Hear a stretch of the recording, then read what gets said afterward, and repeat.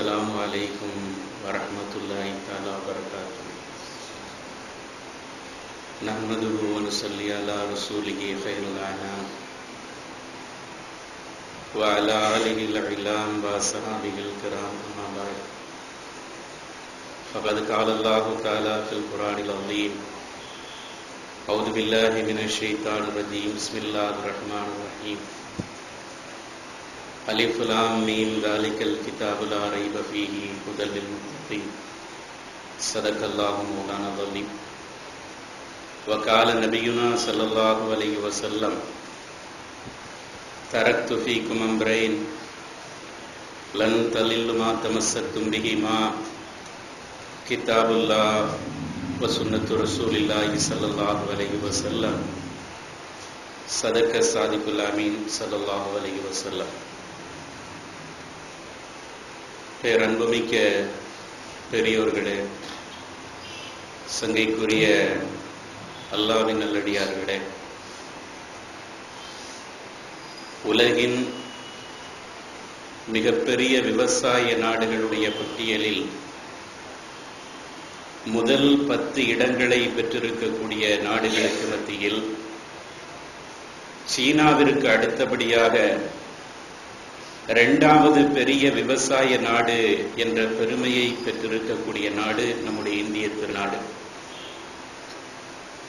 உலகின் மிகப்பெரிய 2வது இடத்தில் உள்ள விவசாய நாடு என்ற பெருமையை பெற்றிருக்கக்கூடிய இந்த நாட்டில் கடந்த சில மாதங்களுக்கு முன்பாக நாடாளுமன்றத்தினுடைய 2 அவைகளிலேயும் நிறைவேற்றப்பட்டிருக்கிற விவசாயம் சார்ந்த, வேளாண்மை சார்ந்த 3 புதிய சட்டங்கள் நாடு முழுவதும் பெரும் எதிர்ப்புகளையும் கொந்தளிப்பையும் ஏற்படுத்தி இருப்பதை நாம் பார்த்து வருகிறோம். நாடெங்கிலும் உள்ள விவசாய பெருங்குடி மக்களும் இந்த தேசத்தினுடைய நலனில் அக்கறை கொண்ட சமூக ஆர்வலர்களும் மத்திய அரசாங்கத்தால் கொண்டு வரப்பட்டிருக்கிற இந்த சட்டம் விவசாயத்தினுடைய அடித்தளத்தையே அடித்து நொறுக்குகின்ற விதத்தில் அமைந்திருக்கிறது. விவசாயத்தை நம்பியிருக்கக்கூடிய விவசாயிகளுடைய வாழ்வாதாரத்தை கேள்விக்குறியாக்குகின்ற விதத்திலேயும், சர்வதேச பன்னாட்டு கார்ப்பரேட் நிறுவனங்களுக்கு இந்த நாட்டினுடைய வளங்களை தாய் வார்க்கின்ற விதத்திலும் இந்த சட்டத்தினுடைய அம்சங்கள் அமைந்திருக்கின்றன என்ற கருத்தில் எதிர்ப்புகள் நாளுக்கு நாள் அதிகரித்துக் கொண்டே வருகிறது. அதிலும் குறிப்பாக கடந்த 8 தினங்களுக்கு மேலாக இந்தியாவினுடைய பஞ்சாப், ஹரியானா, ராஜஸ்தான் உள்ளிட்ட மாநிலங்களைச் சேர்ந்த விவசாயிகள் தங்களுடைய பகுதிகளிலிருந்து டிராக்டர்களோடு, உணவுப் பொருட்களோடு, தங்குவதற்கு தேவைப்படுகிற அத்தனை பொருட்களோடும் டெல்லியை நோக்கி பேரணியாக வந்து இந்த சட்டம் முழுமையாக வாபஸ் பெறப்பட வேண்டும், அப்படி திரும்ப பெறப்படுகின்ற வரை நாங்கள் ஊர் திரும்ப மாட்டோம் என்று சூளுரைத்தவர்களாக டெல்லியினுடைய பல்வேறு வீதிகளை முற்றுகையிட்டு போராட்டம் நடத்தி கொண்டிருப்பதை நாம் பார்த்துக் கொண்டிருக்கிறோம். உலக ஊடகங்கள் எல்லாம் இந்த பிரச்சனையை ஒரு முக்கியத்துவம் வாய்ந்த பிரச்சனையாக பார்த்துக் கொண்டிருக்கின்ற இந்த வேளையில் இந்தியாவினுடைய ஊடகங்கள் இதை ஒரு பெரிய பிரச்சனையாக காட்டாமல், இந்த நாட்டினுடைய வாழ்வாதார பிரச்சனையாக இதை காட்டாமல் 10ஓடு 11ஆக கடந்து செல்கிற விதத்தில் செய்திகளை மிக சாதாரணமாக வாசித்துவிட்டு செல்வதை நாம் பார்க்கிறோம். ஆனால் சமூக ஊடகங்களின் வழியாக டெல்லியிலே ஆக்கிரமித்திருக்கின்ற இந்த விவசாயிகளுடைய போராட்டம் உலகம் கண்டிராத அளவிற்கு, வரலாறு காணாத மிகப்பெரிய தன்னெழுச்சியான போராட்டம் என்பதை சமூக ஊடகங்களின் வழியாக சர்வதேச ஊடகங்கள் தெரிந்து கொண்டிருக்கிறது. சர்வதேச நாடுகள் பலவும், கனடா உள்ளிட்ட பல நாடுகளும் இந்திய அரசாங்கம் இது விஷயத்திலே கவனம் செலுத்த வேண்டும், விவசாயிகளுடைய உணர்வுகளுக்கு மதிப்பளிக்க வேண்டும் என்று கருத்து தெரிவிக்கின்ற அளவிற்கு இந்த பிரச்சனை ஒரு சர்வதேச பிரச்சனையாக விரிவுபடுத்தப்பட்டிருக்கிற சூழலை நாம் பார்த்துக் கொண்டிருக்கிறோம். ஆளும் வர்க்கத்திலே உள்ளவர்கள் என்ன சொல்லுகிறார்கள்? விவசாயிகளை பேச்சுவார்த்தைக்கு அழைக்கிறார்கள். பல்வேறு கட்டங்களாக நடைபெற்று வருகிற பேச்சுவார்த்தையில் இதுவரை எந்த விதமான சுமூக முடிவும் எட்டப்படவில்லை. ஆனால் விவசாய சங்கங்களுடைய ஒரே கோரிக்கை என்னவென்றால், பேச்சுவார்த்தைக்கெல்லாம் நாங்கள் தயாராக இல்லை, இங்கே பேசி தீர்த்துக் கொள்வதற்கு எந்த அம்சமும் இல்லை. இந்த சட்டங்கள் முழுமையாக ரத்து செய்யப்பட வேண்டும். இப்பொழுது திருத்தி அமைக்கப்பட்டிருக்கிற இந்த 3 சட்டங்களும் எங்களுடைய வாழ்வாதார பிரச்சனைகளை அது ஒன்றுமில்லாமல் ஆக்கக்கூடியவைகளாக இருக்கின்றன. இந்த நாட்டினுடைய வளங்களை தாரை வார்க்கக்கூடியதாக இருக்கின்றன. அதனால் பேச்சுவார்த்தை என்ற பேச்சுக்கு இடமே இல்லை. இந்த சட்டங்கள் முழுமையாக திரும்ப பெற வேண்டும். அப்படி திரும்ப பெறப்படுகின்ற வரை டெல்லியிலிருந்து ஒரு அங்குலம் கூட நாங்கள் வெளியேற மாட்டோம் என்று சூளுரைத்தவர்களாக டெல்லியினுடைய முக்கிய வீதிகளை இவர்கள் ஆக்கிரமித்திருப்பதை நாம் பார்க்கிறோம். இந்த நேரத்திலே மக்கள் நலனிலே அக்கறை கொண்டிருக்கக்கூடிய ஒரு அரசாங்கம் அந்த மக்களுக்கு இதன் மூலமாக என்ன பிரச்சனை ஏற்படுகிறது, ஏன் இதற்கு எதிர்ப்பு தெரிவிக்கிறார்கள், இதனுடைய சாதக பாதகங்கள் என்ன, கூடுதல் குறைவு எது செய்யப்பட வேண்டும் என்பதையெல்லாம் கவனம் செலுத்தி இருக்க வேண்டிய மத்திய அரசாங்கம் என்ன விளக்கம் சொல்லுகிறது என்றால், வழக்கம் போல் ஒவ்வொரு சட்டத்தையும் கொண்டு வருகிற போது, ஒவ்வொரு சட்ட திருத்தங்களை முன்னெடுக்கின்ற போது எப்படி இது தேச நலனில் அக்கறை கொண்ட சட்டம்தான், தேச மக்களுடைய நலனுக்காகத்தான் இது தீட்டப்படுகிறது என்று தவறான ஒரு பிம்பத்தை ஏற்படுத்தப்படுமோ, அது மாதிரி விவசாயிகளுடைய விஷயத்திலே இது உங்களுடைய நலனை பாதுகாப்பதற்காகத்தான் இந்த சட்டம் கொண்டு வரப்பட்டிருக்கிறது. நீங்கள் எந்த விதத்திலேயும் பாதிக்கப்பட மாட்டீர்கள். உங்களுடைய பயிர்களின் மூலமாக கிடைக்கின்ற அந்த விளைச்சலுக்கு உரிய விலை கிடைக்க வேண்டும், உங்களுடைய சந்தையை விரிவுபடுத்த வேண்டும் என்ற நோக்கத்தில் தான் இந்த சட்டங்கள் கொண்டு வரப்பட்டிருக்கிறது. அதனால் நீங்கள் பயப்பட வேண்டிய அம்சம் எதுவும் இல்லை என்று சொன்னதையே திரும்ப திரும்ப சொல்லிக் கொண்டிருக்கிறார்களே தவிர, இந்த சட்டத்தினுடைய உண்மையான சாதக பாதங்களை சம்பந்தப்பட்டவர்களிடம் இருந்து கேட்டு பெற வேண்டும் என்ற மனோநிலை ஆளும் வர்க்கத்திற்கு இல்லை என்பதை பார்க்கிறோம். மக்கள் நலனிலே அக்கறை கொண்ட ஒரு அரசாங்கம், மக்களை வழிநடத்தக்கூடிய ஒரு தலைமை எப்படி இருக்க வேண்டும், மக்களுடைய உணர்வுகளுக்கு எப்படி மதிப்பளிக்க வேண்டும், மக்களுடைய நலன் சார்ந்த சட்டங்களாக இருந்தாலும் கூட அந்த சட்டங்களை குறிப்பிட்ட துறை சார்ந்த சட்டங்களை நிறைவேற்றுகிற போது அந்த துறை சார்ந்த மக்களுடைய அனுபவங்களையும் கருத்துக்களையும் கேட்டு பெற வேண்டும் என்ற அடிப்படை அறிவு கூட இல்லாமல் நடுவண் அரசு செயல்பட்டுக் கொண்டிருப்பதை நாம் பார்க்கிறோம். இந்த நேரத்தில் ஹஜ்ரத் ரசூலுல்லாஹி ஸல்லல்லாஹு அலைஹி வஸல்லம் அவர்களுடைய காலத்தில் நடைபெற்ற ஒரு சின்ன செய்தியை இங்கே நினைவுபடுத்துவது பொருத்தமாக இருக்கும் என்று நினைக்கின்றேன். பல பேர் கேள்விப்பட்டிருக்கலாம், இருந்தாலும் இந்த இடத்தில் அதை நினைவுபடுத்த வேண்டும் என்பதற்காக நான் அதை திரும்பவும் சொல்லுகிறேன். மதீனாவிற்கு பெருமானார் வந்த ஆரம்ப கட்டம், மக்காவிலிருந்து மதீனாவிற்கு அவர்கள் இடம்பெயர்ந்து வந்துவிட்டார்கள். மதீனாவினுடைய சூழல் எப்படி இருந்தது என்றால், பேரித்த மரங்கள் சார்ந்த அந்த விவசாயத்தை நம்பி இருக்கக்கூடிய ஒரு விவசாய பூமியாக மதீனா பார்க்கப்படுகிறார். மதீனத்து அன்சாரிகள் எல்லாம் பெரும்பாலும் விவசாயிகளாக இருந்தார்கள். பேரித்த மரம் சார்ந்த அந்த வேளாண்மை துறையிலே அவர்கள் தேர்ச்சி பெற்றவர்களாக இருந்தார்கள். இப்படி இருக்கின்ற சமயத்திலே ஒரு கட்டத்திலே பெருமானார் பார்க்கிறார்கள், மதீனாவினுடைய விவசாயிகள் என்ன செய்கிறார்கள் என்றால், பேரிச்ச மரங்களுக்கு மத்தியிலே செயற்கையான முறையில் மகரந்த சேர்க்கையை செய்கிறார்கள். பொதுவாக தாவரங்கள் இருக்கின்றன, செடி கொடிகள் மரங்கள் இருக்கின்றன. இவைகளுக்கு மத்தியிலே ஏற்படுகின்ற மகரந்த சேர்க்கையின் மூலமாகத்தான் அவைகளுக்கு மத்தியிலே இனப்பெருக்கம் ஏற்படுகிறது. இனப்பெருக்கம் என்றால் காய்கள் காய்க்கிறது, பழங்கள் பழுக்கிறது. இந்த சேர்க்கை இயற்கையாக நடந்து கொண்டிருக்கிறது. ஒரு பூவிலே உள்ள மகரந்த தூள்கள் ஆண் பூவிலே உள்ள மகரந்த தூள் பெண் பூவிலே உள்ள மகரந்த தூளோடு இணைகின்ற போது அந்த பூ காயாக மாறுகிறது. இது அல்லாஹ் தஆலா இயற்கையாக நடைபெறுகின்ற விதத்தில் அமைத்திருக்கிறார். காற்றின் மூலமாக, தேனீக்கள், வண்டுகள் போன்ற பூச்சிகளின் மூலமாக இயற்கையாக இந்த மகரந்த சேர்க்கை நடைபெற்றுக் கொண்டிருக்கிறார். ஒரு பூவிலே இருந்த ஒரு தேனி இன்னொரு பூவிலே போய் அமருகிற போது இந்த பூவிலிருந்து பெறப்பட்ட மகரந்த துகள்களை அந்த பூவிலே கொண்டு போய் சேர்க்கிறது. அப்படி சேர்ப்பதின் மூலமாகத்தான் காய்கறிகள் இன்ன பிற பழங்கள் எல்லாம் உற்பத்தி ஆகிறது என்ற அடிப்படை அறிவை நாம் அறிந்திருக்கிறோம். இந்த மகரந்த சேர்க்கை என்பது இயற்கையாக நடைபெற்றுக் கொண்டிருந்த இந்த நிலையில் மதீனாவிலே உள்ள விவசாயிகள் என்ன செய்தார்கள் என்றால், பேரித்த மரங்களுக்கு மத்தியிலே செயற்கையான ஒரு மகரந்த சேர்க்கை முறையை அவர்கள் கடைபிடித்து வந்தார்கள். என்ன முறையை கடைபிடித்து வந்தார்கள்? பேரித்த மரத்தினுடைய பாளைகள் இருக்கிறது அல்லவா, அந்த பாளைகளில் ஆண் பாளை பெண் பாளை என்று 2 இனமாக இருக்கும். இதிலே பெண் பாளையை லேசாக கீறிவிட்டு ஆண் பாளையை எடுத்து அந்த பெண் பாளையோடு இணைத்து கட்டிவிடுவார்கள். ஒவ்வொரு மரத்திலையும் இந்த மாதிரி செய்திருப்பார்கள். அப்படி செய்கின்ற போது அது அவர்கள் எதிர்பார்ப்பதை போன்ற விளைச்சலையும் மகசூலையும் தரும் என்பது அவர்களுடைய கடந்த கால நம்பிக்கை. அது அவர்களுடைய அனுபவத்தின் மூலமாக பார்த்து வந்த ஒரு உண்மை. இதை அவர்கள் செய்து கொண்டிருக்கிறார்கள். ஆனால் பெருமானாருக்கு இது புதிதாக தெரிகிறது. இது என்ன, இயற்கையாக நடைபெற வேண்டிய இந்த மகரந்த சேர்க்கையை இவர்களாக செயற்கையாக உருவாக்குகிறார்களே என்று சந்தேகப்பட்டவர்களாக நபிகள் நாயகம் ஸல்லல்லாஹு அலைஹி வஸல்லம் அவர்கள் அந்த விவசாய தோழர்களிடத்திலே கேட்டார்கள். மா தஸ்னஊன, புகாரியிலே முஸ்லிமிலே வரக்கூடிய ஆதாரப்பூர்வமான செய்தி. மா தஸ்னஊன, நீங்கள் என்ன செய்கிறீர்கள் என்று கேட்கிற போது, குன்னா நஸ்னஊஹு, காலம் காலமாக இந்த முறையைத்தான் நாங்கள் செய்து வருகிறோம். விவசாயத்திலே காலம் காலமாக எங்களுடைய முன்னோர்கள் பின்பற்றி வந்த இந்த முறையைத்தான் நாங்கள் இப்பொழுது செய்து கொண்டிருக்கிறோம். இந்த மாதிரி ஆண் பாளையையும் பெண் பாளையையும் ஒன்றோடு ஒன்று இணைத்து செய்கின்ற அந்த முறை பன்னெடுங்காலமாக எங்களிடத்தில் இருந்து வந்திருக்கிறது என்று அந்த தோழர்கள், விவசாய நண்பர்கள் விளக்கம் சொல்லுகிற போது நபிகள் நாயகம் ஸல்லல்லாஹு அலைஹி வஸல்லம் அவர்கள் சொன்னார்கள், லஅல்லக்கும் லவ்லம் தஃஅலு கான கைரன், நீங்கள் இந்த மாதிரி செய்யாமல் விட்டுவிட்டால் இயற்கையாக அதனுடைய போக்கிலேயே அந்த மரங்களை விட்டு விடுவது ரொம்ப உகந்ததாக இருக்கும் என்று எனக்கு தோன்றுகிறது. நீங்கள் விரும்பிய மாதிரி செய்து கொள்ளுங்கள் என்று பெருமானார் சொன்னார். அதை ஒரு உத்தரவாக அவர்கள் சொல்லவில்லை.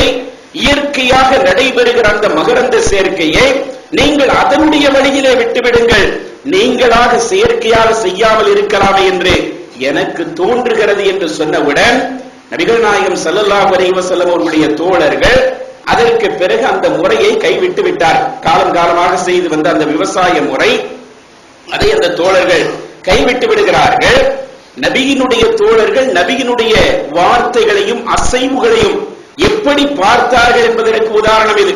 எது தனக்கு சாதகமாக இருக்குமோ அதை மட்டும் எடுத்துக்கொண்டு, எது தங்களுக்கு எதிராக இருக்குமோ அதையெல்லாம் கண்டுகொள்ளாமல் விடுகின்ற அந்த நடைமுறையை பெருமானாருடைய தோழர்களிடத்திலே பார்க்க முடியாது.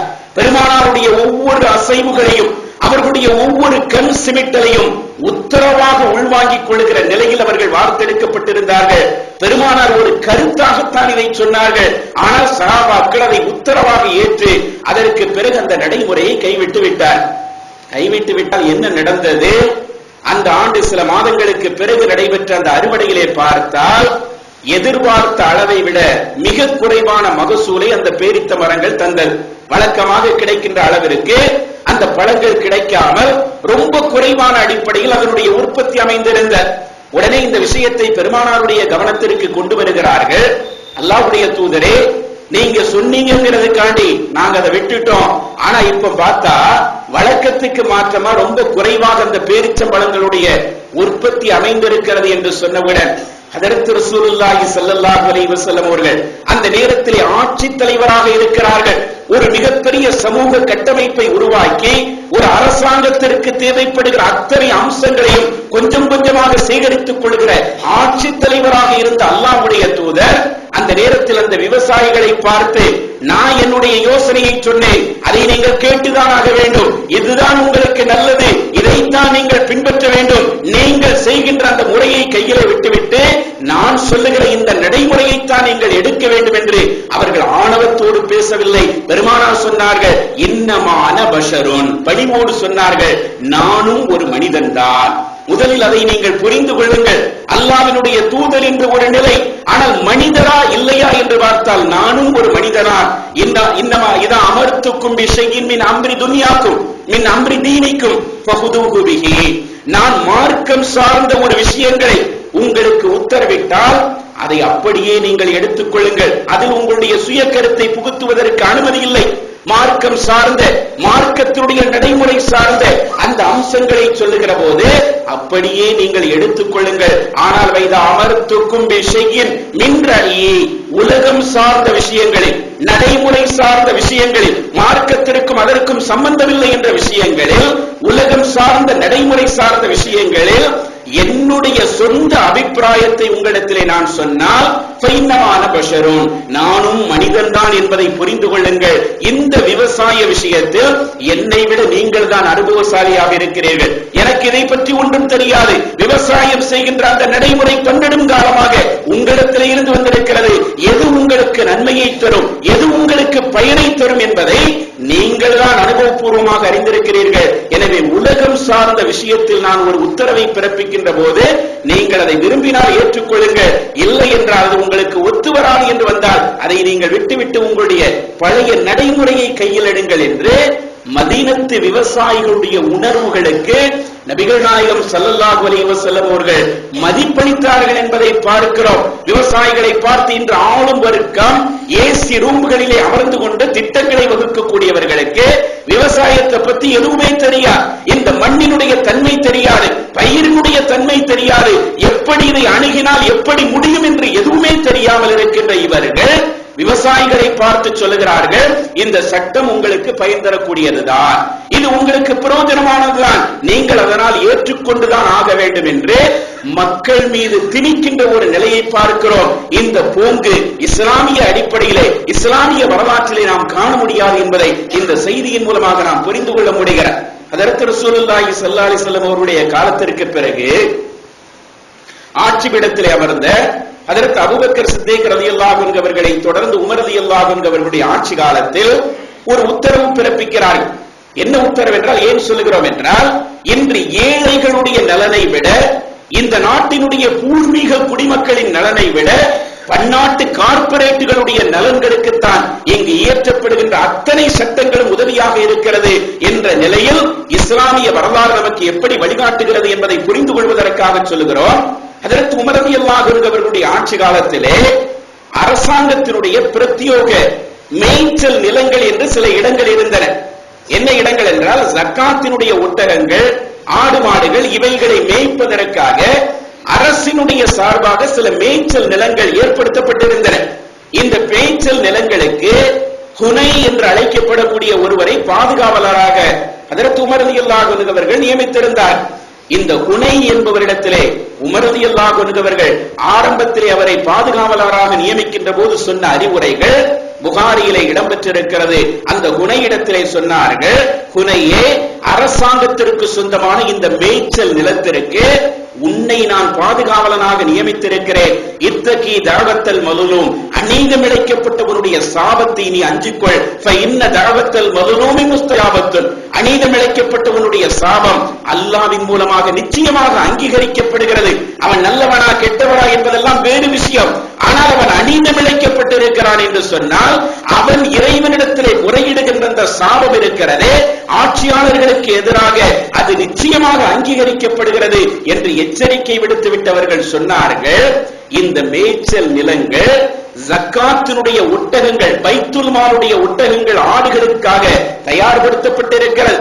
ஆனால் இந்த மேய்ச்சல் நிலங்களில் தங்களுடைய கால்நடைகளை மேய்ப்பதற்காக ஏழை விவசாயிகள் கொஞ்ச அளவிலான ஆடுகளையோ மாடுகளையோ ஒட்டகங்களையோ ஓட்டிக்கொண்டு வந்தால் அவர்களை நீங்கள் தடுக்காதீர்கள்.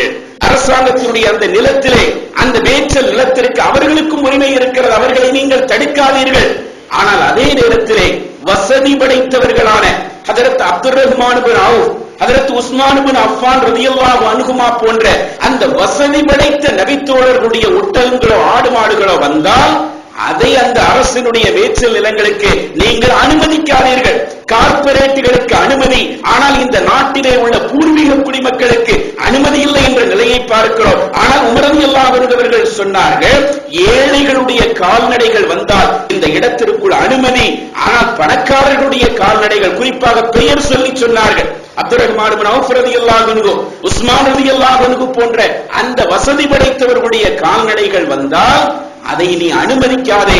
ஏனென்றால் வசதி படைத்தவர்களுடைய கால்நடைகள் அழிந்து போனது என்று சொன்னால் அவர்களுடைய வாழ்வாதாரத்திற்கு வேறு பல அம்சங்கள் இருக்கிறது, அவர்கள் வசதியானவர்களாக இருக்கிறார்கள். ஆனால் ஏழைகளுடைய கால்நடைகள் அழிந்து போய்விட்டது என்று சொன்னால் அவர்கள் தங்களுடைய பிள்ளை குட்டிகளை அழைத்துக் கொண்டு வந்து என்னிடத்தில் முறையிடுவார்கள், உமரே, அமீருல் முஃமினீனே, நாங்கள் பசியாலும் பட்டினியாலும் பீடிக்கப்பட்டிருக்கிறோம் என்று முறையிடுவார்களே. ஆனால் என்னால் அவர்கள் எல்லோருக்கும் உதவி செய்ய முடியாத ஒரு நிலையில் நான் இருக்கிறேன். அதனால் அவர்களுடைய கால்நடைகளை நீர் அனுமதித்து விட்டு வசதி படைத்தவர்களுடைய கால்நடைகளை இந்த மேய்ச்சல் நிலங்களுக்கு நீங்கள் அனுமதிக்க கூடாது என்று அந்த ஹுனை என்பவருக்கு ஹஜ்ரத் உமர் பின் கத்தாப் ரலியல்லாஹு அன்ஹு அவர்கள் உத்தரவிட்டார்கள் என்பதை பார்க்கிறோமே.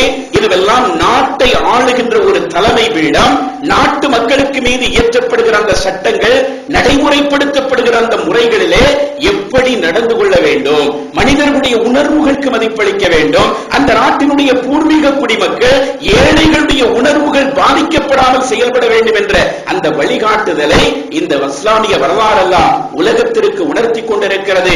இன்று இந்த நாட்டினுடைய பிரச்சனையை சர்வதேச நாடுகள் எல்லாம் பார்க்கிறது, சர்வதேச ஊடகங்கள் எல்லாம் இதை ஒரு முக்கியத்துவம் வாய்ந்த பிரச்சனையாக பார்க்கிறது. நாளுக்கு நாள் டெல்லியிலே குழுமிக் கொண்டிருக்கிற அந்த விவசாயிகளுடைய எண்ணிக்கை பன்மடங்காக பெருகிக் கொண்டிருக்கிற, கோடியை நெருங்குகிற அளவிற்கு விவசாயிகள் அங்கே கூடியிருக்கிறார்கள். சுமார் 90,000த்திற்கும் மேற்பட்ட டிராக்டர்களை கொண்டு வந்து தலைநகரை முற்றுகையிடுகிற அந்த சூழலை பார்க்கிறோம். இந்திய அரசாங்கத்தினுடைய இந்த சட்டம் நிச்சயமாக திரும்ப பெறப்பட வேண்டும் என்ற அந்த எதிர்பார்ப்போடு அவர்கள் தங்களுடைய போராட்டங்களை கையில் எடுத்திருக்கிறார்கள். இது விவசாயிகளுக்கான போராட்டமாக மட்டும் இதை சுருக்கி பார்க்காமல், இது இந்த தேசத்தினுடைய நலனில் அக்கறை கொண்ட அத்தனை நபர்களுக்கான போராட்டமாக அதை நாம் புரிந்து கொள்வதற்கு கடமைப்பட்டிருக்கிறோம். எல்லாம் அல்ல அல்லாஹ் தஆலா ஆட்சியாளர்களுடைய இதயத்திலே மனித உணர்வுகளுக்கு மதிப்பளிக்கக்கூடிய தன்மையை ஏற்படுத்தி கொடுப்பானாக. இந்த நாட்டினுடைய வளங்களை இந்த நாட்டு மக்கள் முறையாக அனுபவிக்கக்கூடிய, இந்த நாட்டினுடைய வளங்கள் தனியாருக்கு தாரை வார்க்கப்படாமல் பாதுகாக்கக்கூடிய சூழலை இந்த நாட்டில் அல்லாஹ் தஆலா ஏற்படுத்தி அருள் புரிவானாக என்று துஆ செய்தவனாக முடிக்கின்றேன். வாஹிர் தாவானா அனில் ஹம்துலில்லாஹி ரப்பில் ஆலமீன். அஸ்ஸலாமு அலைக்கும் வரஹ்மத்துல்லாஹி